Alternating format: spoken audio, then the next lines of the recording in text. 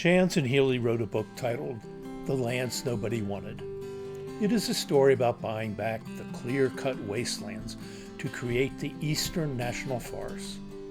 An underlying theme of the book, and in recreation and parks in general, is that often the wastelands nobody else wants can become over time some of the most beautiful and valued parks in our communities. The title, The Lands Nobody Wanted, is an appropriate title for this recreation and park series. The focus of this video is on the highly successful Rails to Trails program. In their heyday, the railroads overbuilt. There was a railroad every 10 miles, or the average travel of a horse and wagon in one day.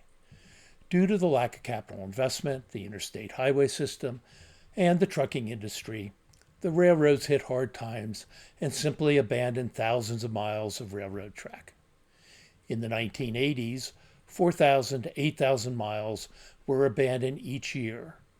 Many of these abandoned rail lines have been recycled by the highly successful Rails to Trails program into linear parks. The program began in 1960, and today there are over 27,000 miles of rail trails.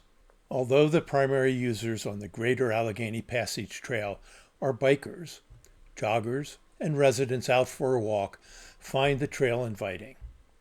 Rail trails are easily made handicap accessible.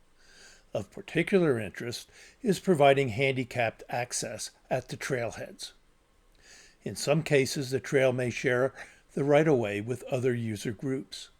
On the Gap Trail, the first 14 miles of the trail shares a right-of-way with the Western Maryland Scenic Railroad.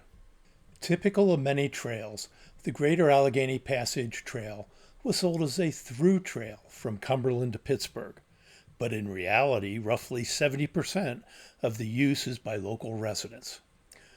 Through bikers and their tourism dollars are the icing on the cake for the local residents who are the primary users of the trail.